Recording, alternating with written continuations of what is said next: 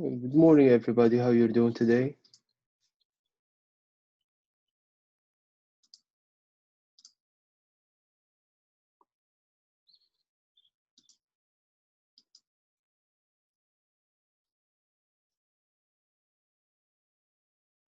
Good, good, good. All right, so I want to double check if you can see the PowerPoint here and the blackboard.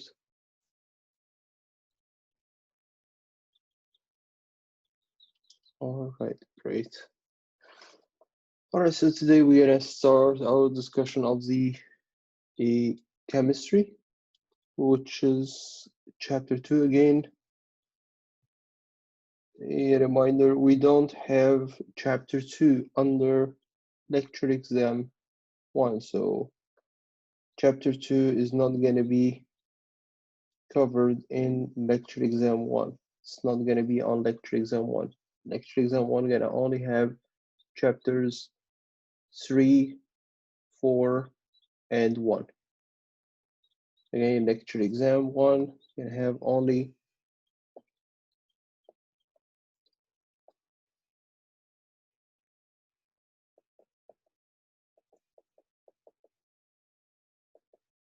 chapters 1, 3, and 4, not chapter 2. Chapter 2, you're gonna still need to complete the chapter 2 quiz, but chapter 2 is not gonna be covered in the lecture exam. All right, so in chapter 2, we are studying the basic chemistry. And the basic chemistry, we're going to be discussing the matter, the energy, the atomic structure, elements, molecule, and chemical bonds. And the second part of chapter 2 is going to be the biochemistry, which consists of the inorganic compounds. This includes water, salts, acids, and bases.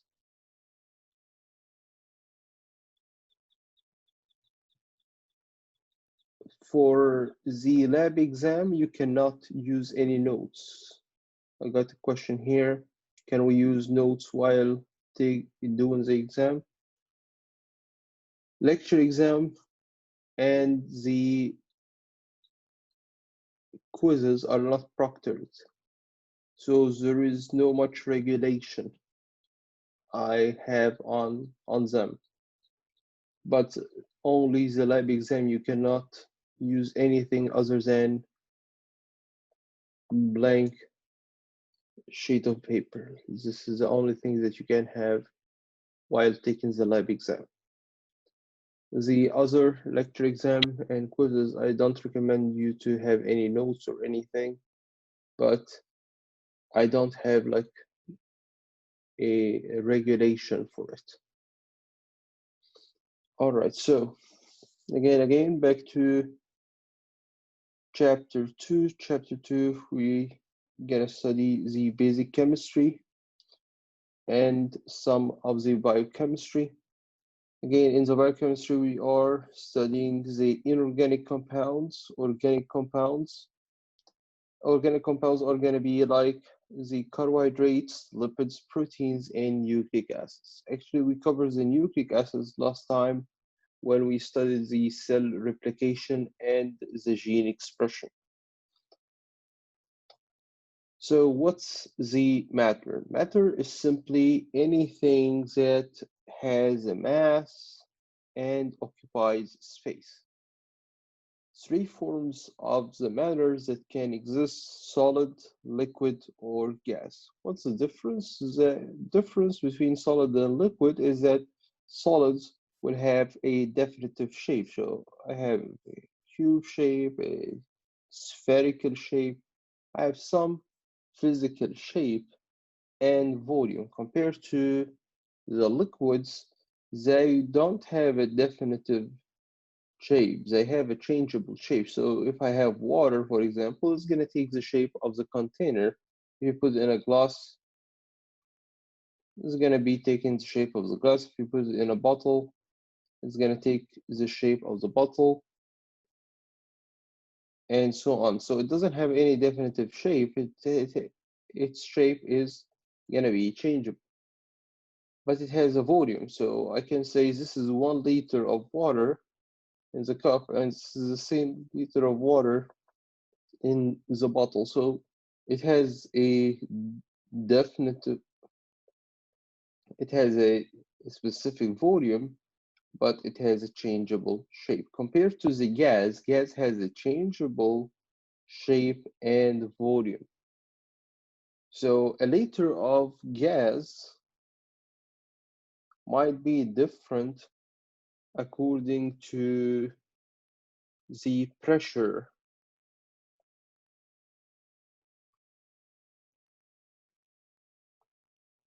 So I can collect the air in a room and I put it in a bottle. It's a compressed air.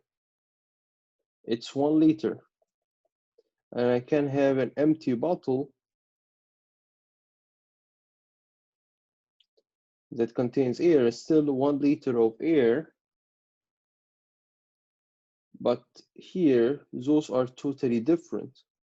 This contains air at a high pressure compared to this contains air at a lower pressure. So in order for us to monitor the volume of gas, we need not only to know the volume, but to know the pressure at which this volume of gas is going to be kept. So volume and shape are going to be changeable. Again, volume is going to be changing according to the pressure applied on the gas. Energy is the capacity to do work and put matter into motion. We have different types of energy. We have the kinetic energy.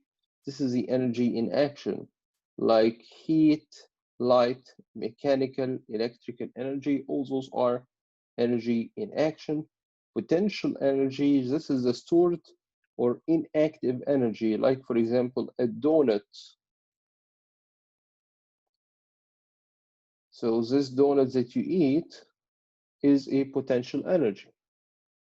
It's going to be transformed into ATP or fat or whatever other potential energy in your cells. And whenever you're going to be moving, this potential energy gets transformed into a movement, a mechanical energy, into heat that gets generated from the muscle contraction. So I have the ability to transform potential energy into kinetic energy. It's like having a battery in your phone. Inside the battery, what's stored is a potential energy, but when you turn on the screen of your phone, it turns into light, which is a kinetic energy, an energy in action.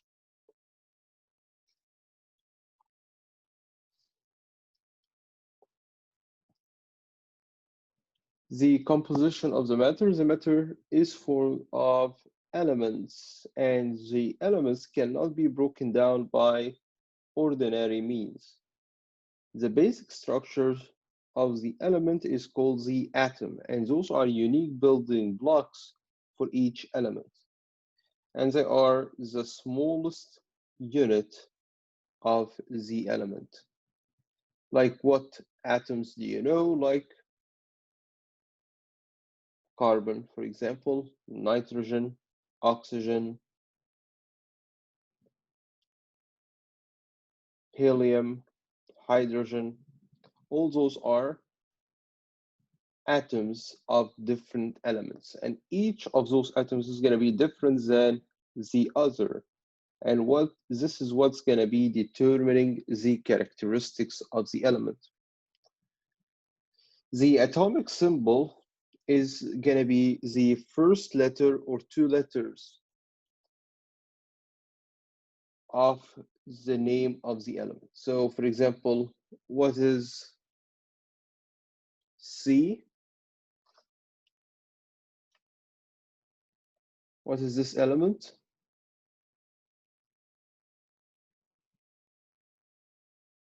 Carbon, right? About O?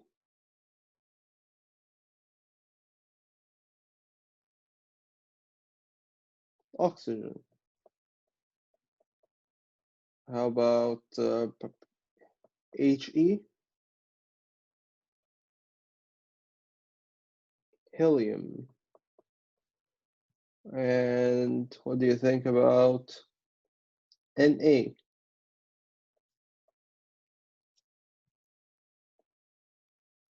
Sodium. So how come Na is sodium? The atomic symbol is of first one or two letters. So the first letter is S and the second letter is O for sodium. So how come Na? We're not using the English name, we're using the Latin name. So actually they are the first letter or two letters of the Latin name of the element, which is natrium.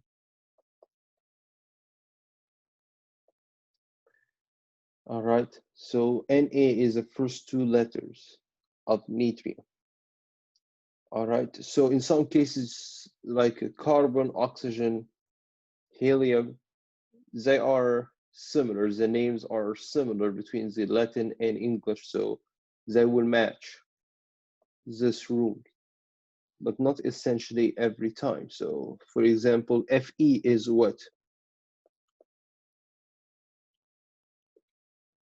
It's iron, right? So it's not the first letter or two letters of iron here, which is the English name. It's the first two letters of the Latin name. All right, is this clear? Clear?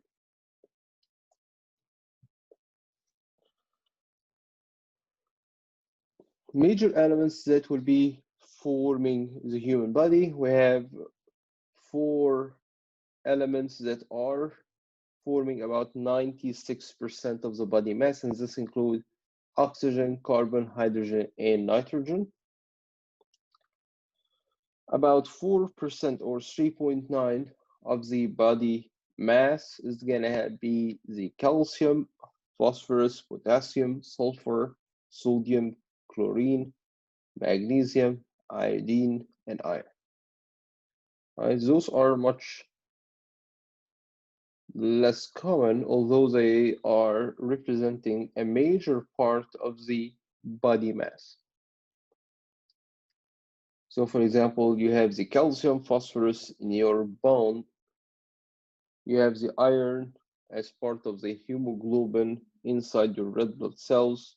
You have the iodine inside your thyroid gland that enters in the structure of the thyroid hormone. So all of those elements are going to be essential. You have sodium outside and inside of your cells. You have chlorine outside or inside of your cells that will allow you to regulate the electrical conduction as well as the potassium in your skeletal muscle cells, in your nerve cells. So all those are highly, highly, highly important. And they are representing 4%, around 4% of the body mass. The 0.01% of the body mass is going to be represented by the chromium, manganese, and zinc. And those are very rare in your body. They are just present as part of some enzymes. So they are not present in large quantities like any of the other elements that we've seen. So again, 96% is going to be oxygen, carbon, hydrogen, and nitrogen.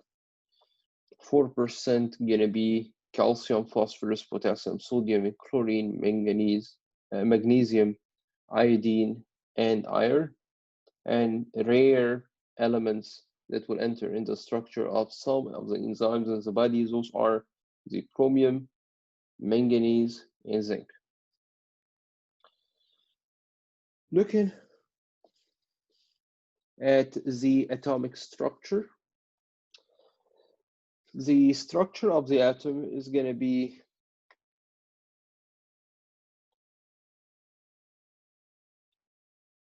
any atom is going to have a nucleus with few exceptions. And around the nucleus, we have electrons. The nucleus gonna contain positively charged particles, those are the protons, and neutral particles, those are my neutrons. So again, any atom is gonna be formed by protons, neutrons, those are located again in my nucleus, and electrons, which are rotating in orbits around this nucleus.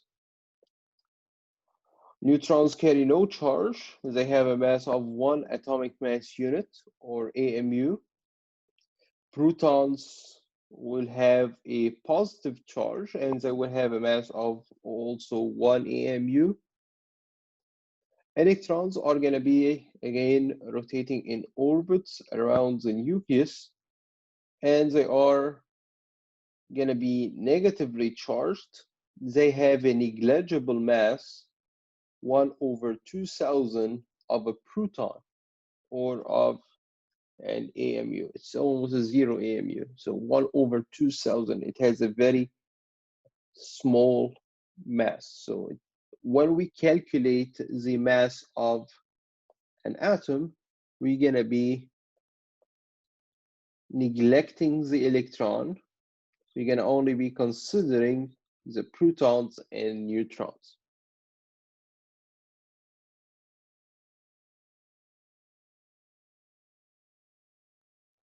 All right, so again, we're looking here to check the atomic mass.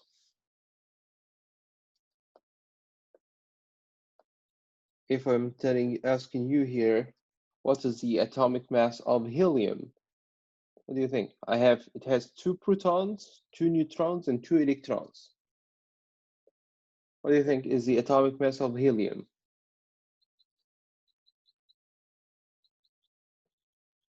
So again, what do I consider as part of my atomic mass? Do I consider electrons? Yes or no? No, I don't consider electrons. So those are neglected. Which ones would I consider? I consider protons and neutrons.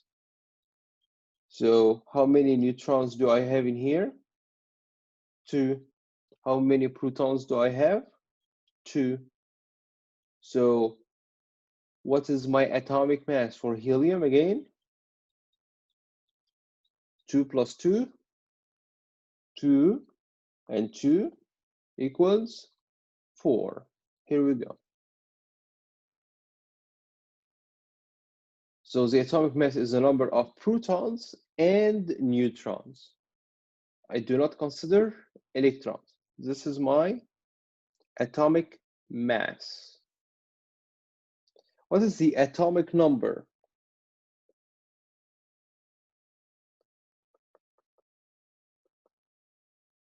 Atomic number is the number of protons, only protons.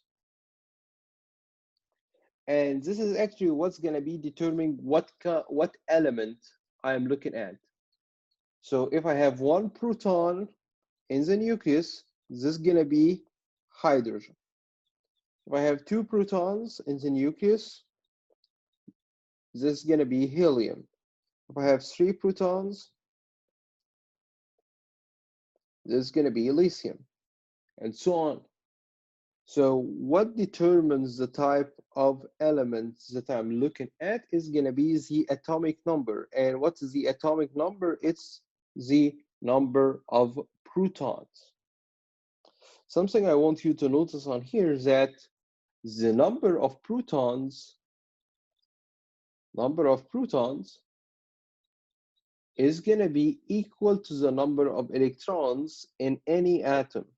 So any atom, it has equal numbers of protons and electrons. So what do you think? If I'm looking at helium here, for example, is the helium atom is negatively charged or positively charged? It has 2 protons, 2 neutrons, and 2 electrons. 2 protons, 2 neutrons, and 2 electrons. Is the helium positively charged, negatively charged, or is it neutral? What do you think?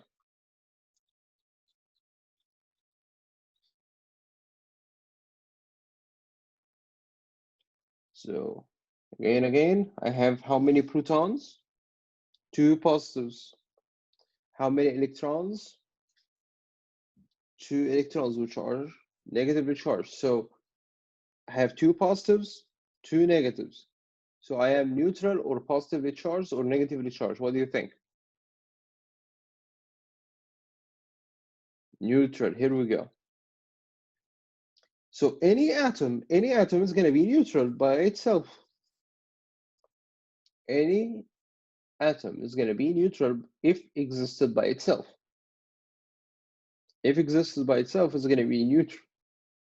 Why? Because usually the number of protons is going to be equal to the number of electrons.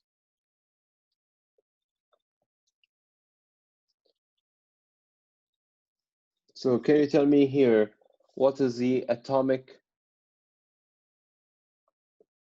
number of hydrogen? Atomic number of hydrogen. Number and mass. So can you put the number of and mass? So this is question 1 and question 2 for today's in-class activity. For number 1, first hydrogen, then helium, then lithium. And for the mass, number 2, for the hydrogen, for the helium, for the lithium. What do you think? For atomic number of hydrogen, what do you think? What is the atomic number again? Can you remind me? Number of protons. So what is the number of protons that I'm looking at in here? 1. So my atomic number is 1. How about my mass? Mass. What is the atomic mass for the helium on here?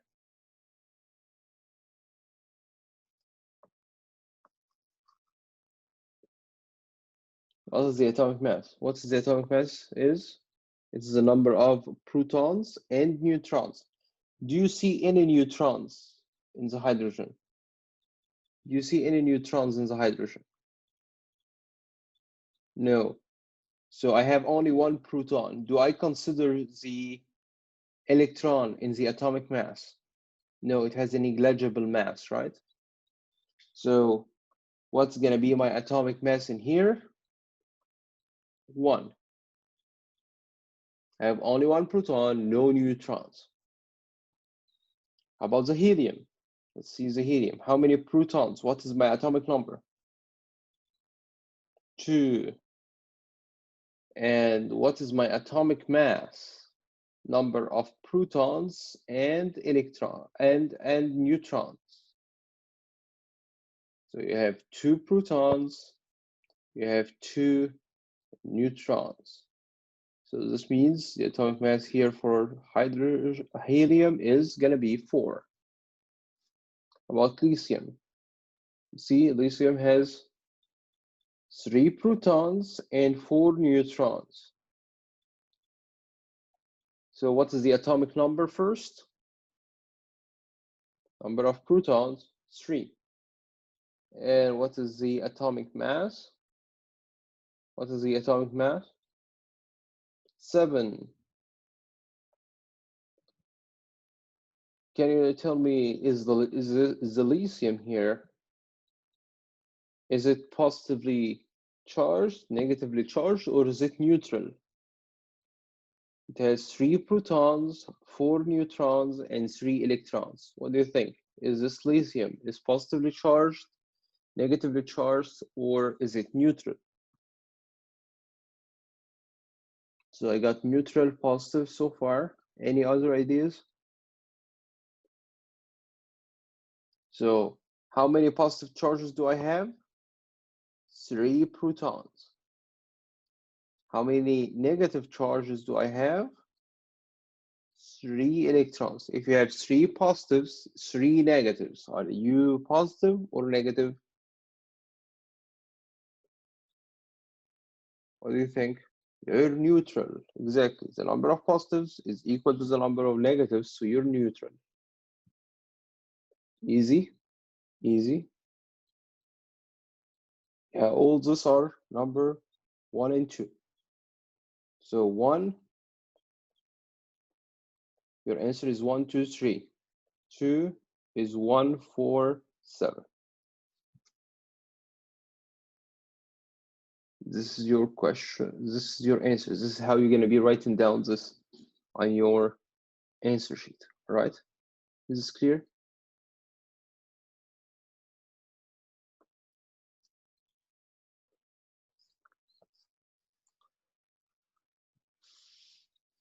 All right. So again, what is the atomic number of an atom? Is going to be the number of protons. And what is the mass number? The mass number is going to be the number of protons and neutrons. The atomic weight, on the other hand, is going to be the average of the mass numbers of all isotopes that exist for the element. What is an isotope? Again, what determines the elements that I'm looking at? Can you remind me? What tells me that this is hydrogen, this is helium, this is lithium, this is carbon, is the number of what?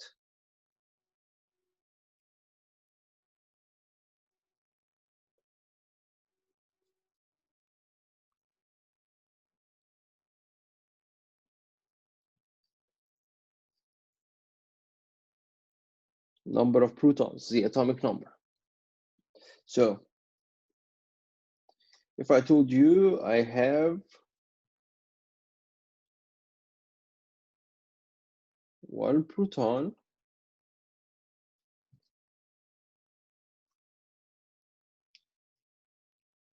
let's use the same colors here. I have 1 proton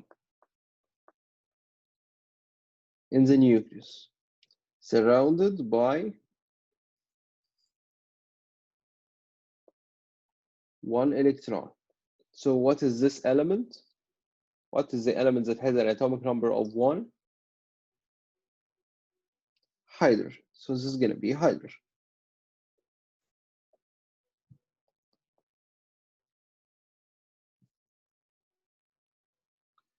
What if I told you I have 1 proton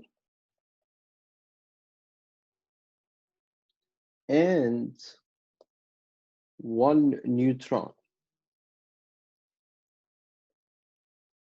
surrounded by an electron?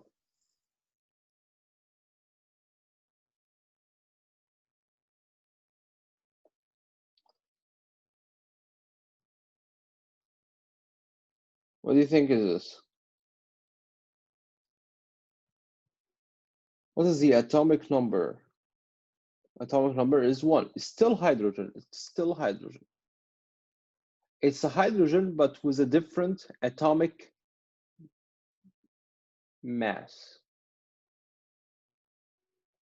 All right. So we call this is here an isotope for the hydrogen. So it's still hydrogen. It still gets the same properties as the hydrogen, but it has a different atomic mass. So we're going to consider it as an isotope. And this is the same concept on here when we're dealing with a proton, while I have it's going to be with 2 neutrons. So it has a different mass, but the same atomic number. So it's still essentially a hydrogen. It has the same properties as the hydrogen. So we're going to consider it an isotope for the hydrogen. So if I wanted to check I know that in nature we have those three forms of the hydrogen. So I got hydrogen with atomic mass of 1, another one with 2, another one with 3. So what is the atomic weight? What is atomic weight? It is the average mass numbers of all isotopes. So here in this case, it's going to be, what is the average? 1 plus 2 plus 3 divided by 3. The number of isotopes is going to be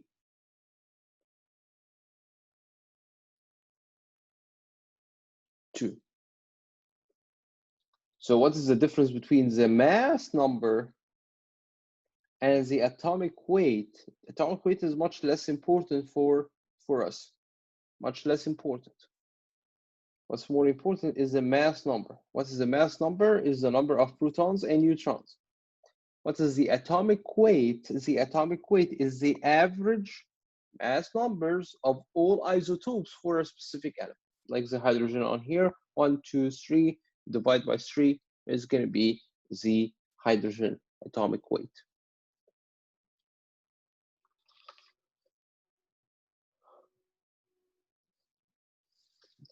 In some cases, we're going to be using those isotopes, but special isotopes that are emitting radiations. We call them radioisotopes. They are useful in biological research and medicine. So, for example, I can use them in treatment of some cancers, like the thyroid cancer, for example.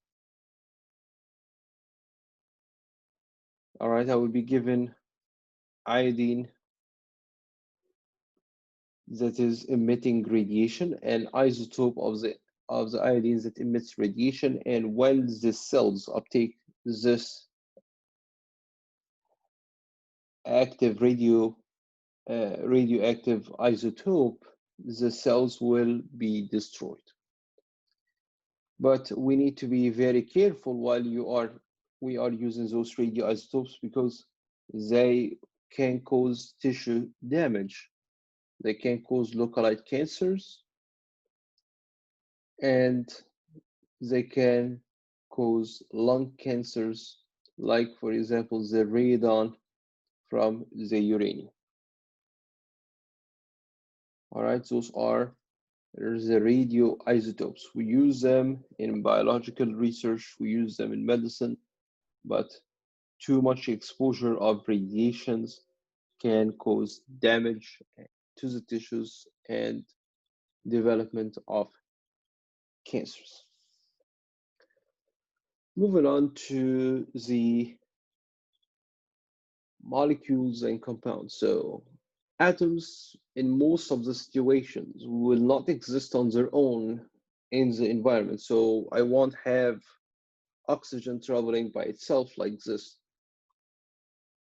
Oxygen most likely going to be forming bonds with other elements, like a formation of a bond between two oxygen atoms, which would create a molecule. What's a molecule? By definition, a molecule is formed of two or more of the same type of atoms bonded together, like the molecule of hydrogen, the molecule of oxygen. Those are my molecules. A compound, on the other hand, is going to be formed of two or more different types of atoms that are bonded together, like, for example, on here, the glucose. You see, glucose is C6H12O6. So it's going to have three different elements entering in its structure. So this is going to be considered a compound rather than a molecule. So molecules are formed of the same type. Compounds are going to be formed of different kinds of atoms bonded together. Mixtures, they don't have a chemical bonding between the components. They can be separated physically, such as straining or filtering, and they might be heterogeneous or homogeneous.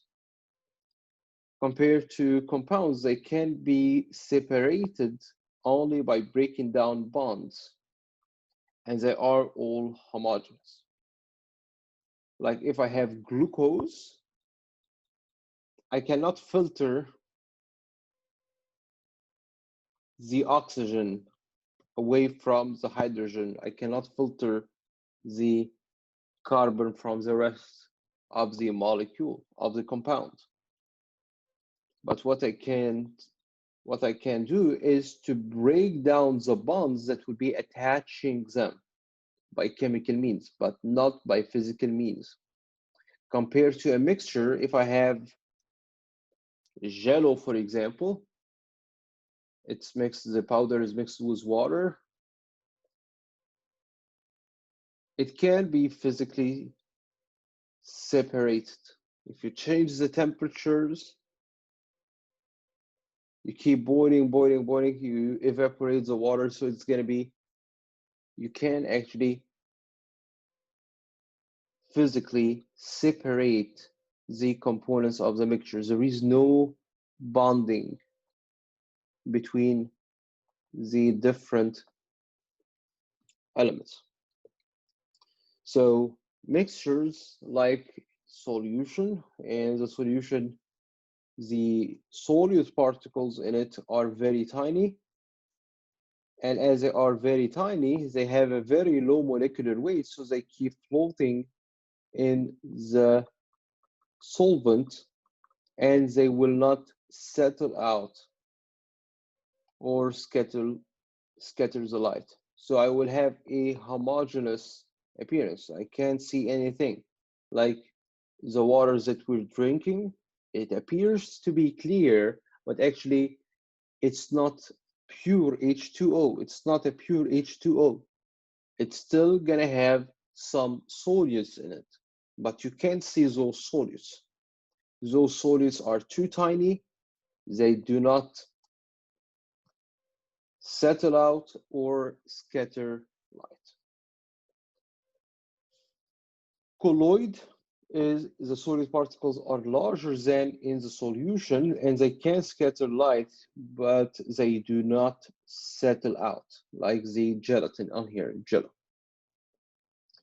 Suspension, on the other hand, like the blood, for example, the solute particles are very large and they will settle out. So if I got a blood filling a test tube like in here, you will see that the red blood cells gonna be accumulated and they will settle out the lower part of the tube, and the upper part of the tube is gonna be filled with the plasma. So again, three different types of mixtures. We have the solution, colloid, and the suspension. Moving on to one of the most important topics that I believe all of you had an idea about while in middle school, which is gonna be the chemical bonds.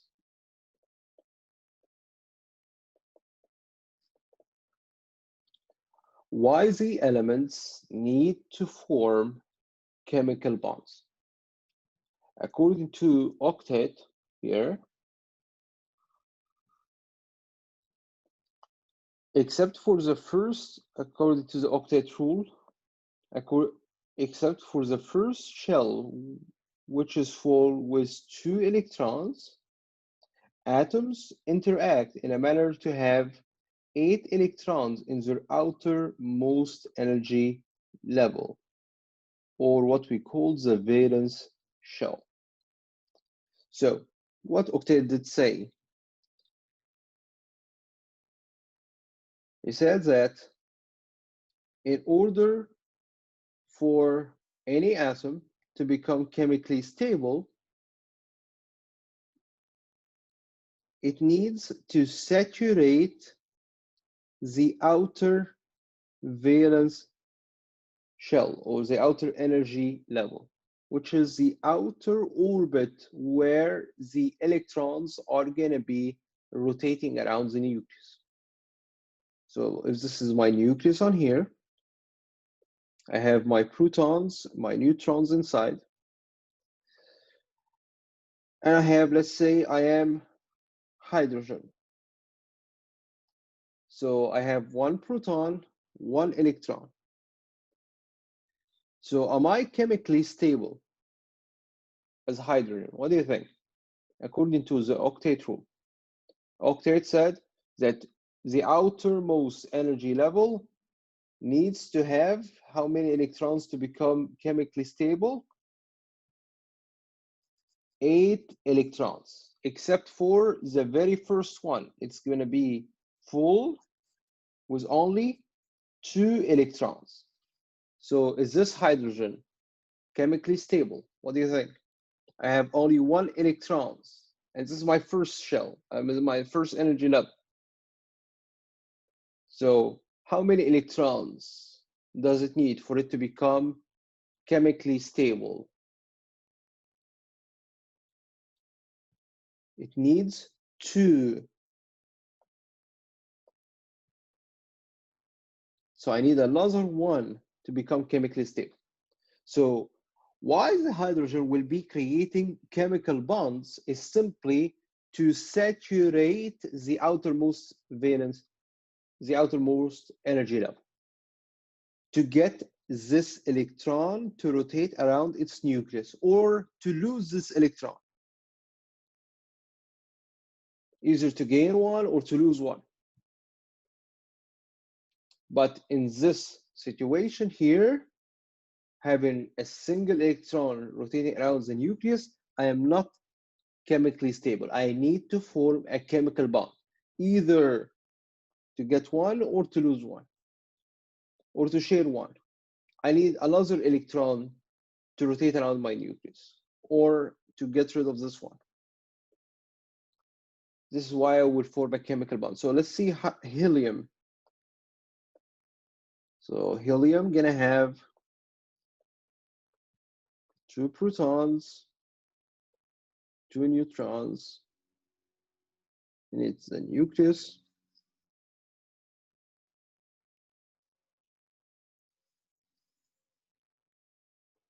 And it's gonna have 2 electrons.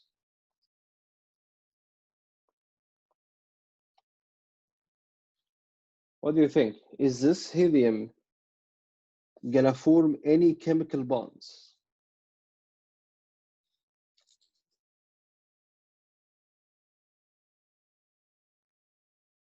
It's stable. Why is it stable? According to octet rule, it has a 1 energy level, and this 1 energy level is gonna be saturated by having 2 electrons. So I have a saturated valence shell.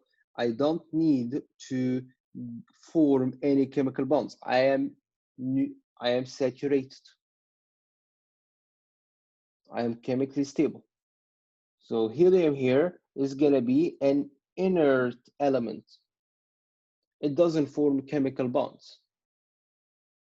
How about something like neon? Neon will have 10 protons, the neutrons,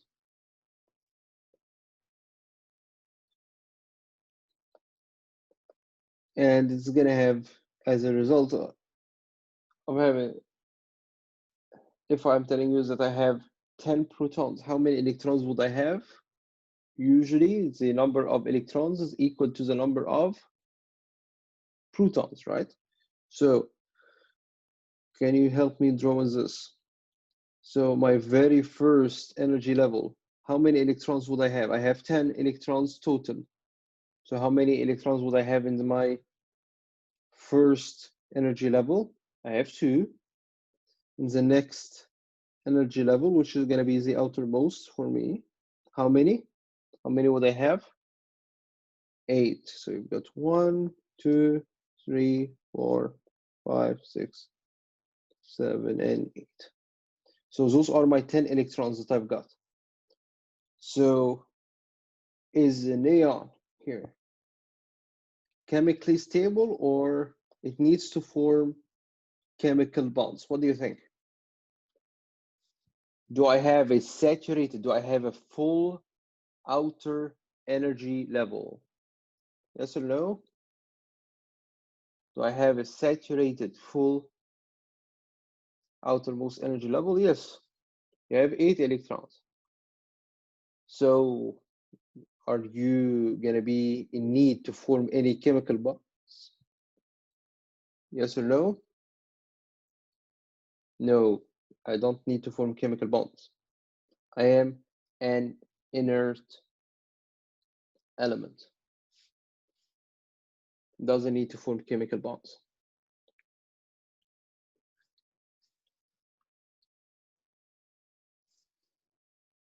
All right, so a chemically reactive element, as we've mentioned, the outermost energy level is not going to be fully occupied by electrons.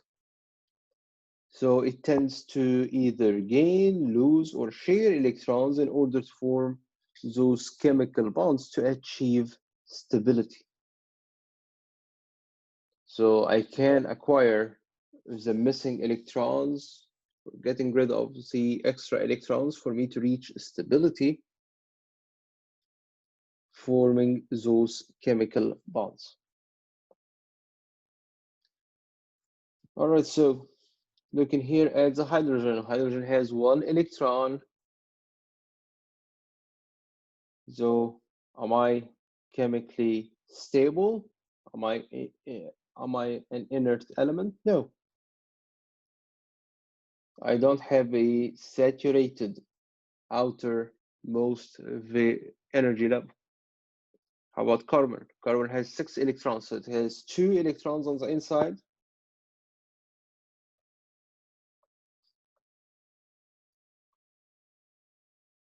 And then 4 electrons on the outside. So how many electrons do I still need to become chemically stable as carbon? What do you think?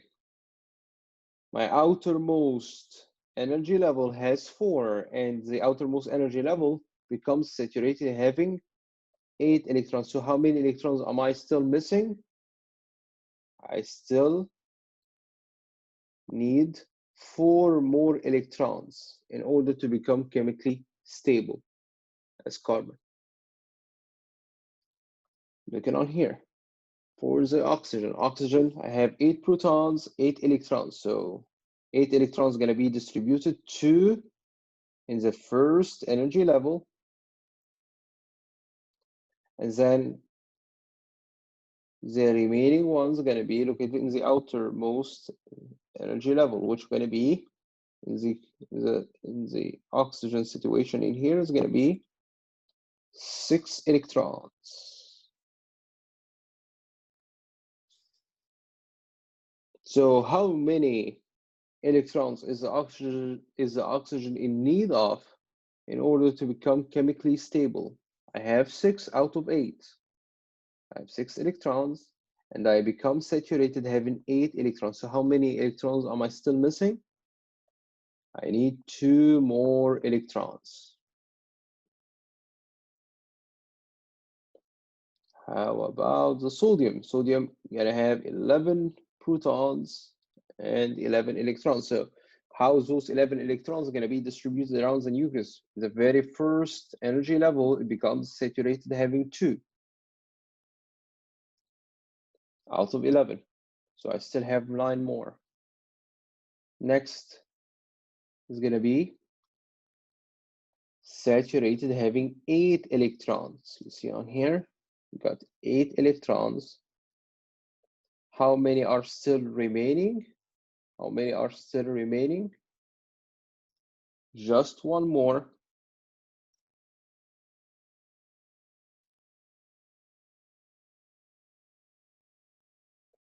So it needs how many in order to become chemically stable? What do you think? In order to become chemically stable, it needs in its outermost valence shell here, it needs 8 more electrons, right? I'm sorry, 7 more electrons. It becomes saturated having 8, so it needs 7 more electrons, right? So most likely it will not be gaining 7. Most likely it's going to be losing this one for it to have a saturated outermost valence shell. All right. So again, here I need 7 more electrons because I have only 1 in my outermost valence shell. So let's check on here the different types of chemical bonds. So sodium has 11 protons, 12 neutrons,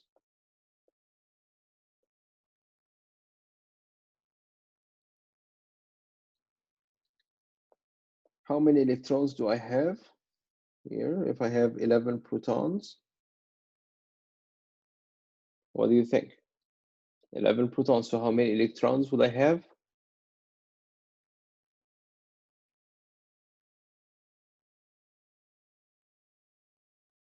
I have 11 protons, and we did agree that the number of electrons is going to be equal to the number of protons. So how many electrons do I have?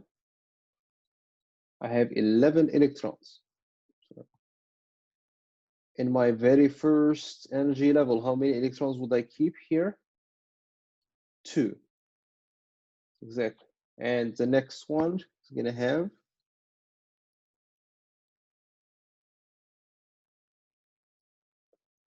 8. Becomes saturated full by having 8 electrons.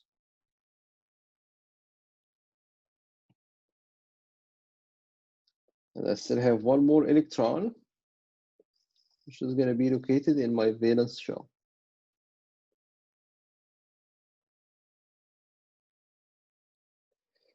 So I have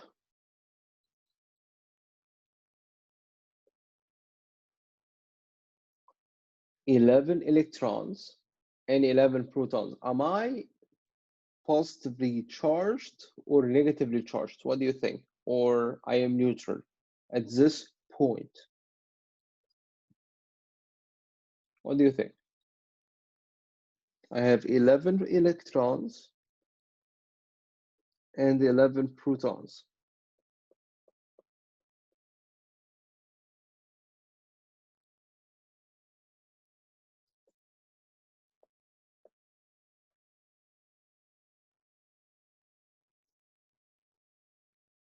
All right, I got this. All right. So you put it in here. So yes, you got 11 electrons and 11 protons. What do you think? Are you positively charged, negatively charged, or neutral? You are neutral, right? All right, so am I chemically stable according to the octet rule? Do I have 8 electrons in my outer most energy level? What do you think? No. So I'm not chemically stable. So what would I need to do? I want to saturate my outermost valence shell. So I will find another element, which is a chlorine.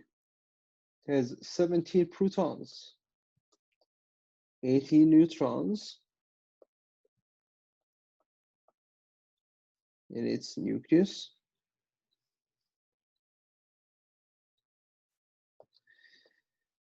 So it has 17 electrons.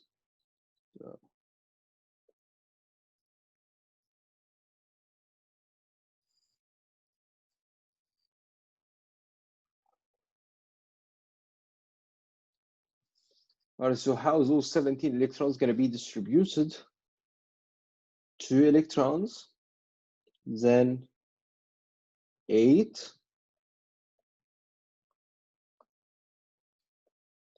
then the outermost gonna have how many?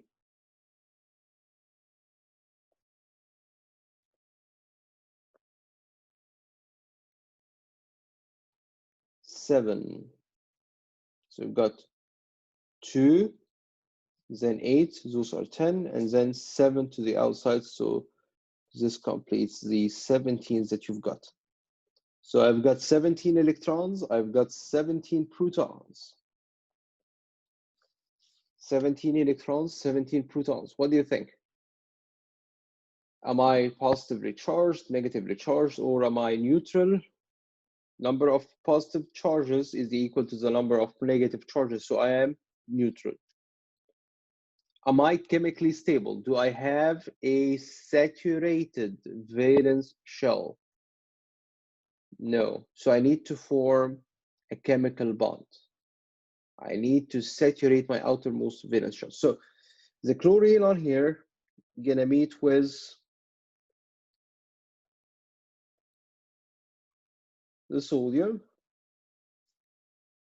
and they will agree. All right, so you have this electron on the outside, which will make you chemically stable. So how about giving it to me? I need it for me also to become chemically stable. So they agree in order for each of them to become chemically stable that the sodium gonna lose an electron, and this electron is gonna be gained by the chlorine.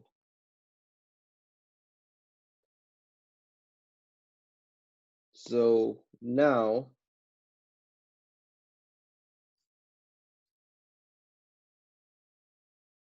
I've lost this electron as sodium and is gained by the chlorine. So how many electrons do I have now as sodium? What do you think? After I lose this electron, how many electrons do I have? I have only 10 electrons, and I still have the same number of protons on the inside. So am I going to be positively charged or negatively charged at this point after I lose this electron? Positive. And this is the sodium ion. So why do we put a positive on top of the sodium? Because simply it has lost 1 electron. So now it's positively charged. Why? Because it has 11 protons and now 10 electrons. So it becomes positively charged. How about the chlorine? After I gain this electron from the sodium, they're gonna have 18 electrons and 17 protons. So am I now positively charged or negatively charged? What do you think? I am negatively charged. I have more electrons than protons. So chlorine is going to be a negatively charged ion. And what happens between a negative and a positive? What do you think? Attraction or repulsion between the sodium here, which is positively charged, and the chlorine, which is negatively charged. Do I have attraction or repulsion between the two? Attraction, a very, very strong attractional force. This is what we call the ionic bond. How ionic bonds are going to be formed? They are formed by the gain and loss of electrons, resulting in the formation of positively charged and negatively charged ions, which have a very strong attractional force. They are attracted to one another. And this explains why the salt crystals are so hard to break. Try to break down a salt crystal, the sodium chlorine. It's so hard to break it, so strong. But why is it so strong? It's so hard to break because, again, what keeps the sodium and chlorine attached is their charges. One is going to be a negatively charged, one is going to be positively charged. So they have a very strong attraction in between. Questions? Questions?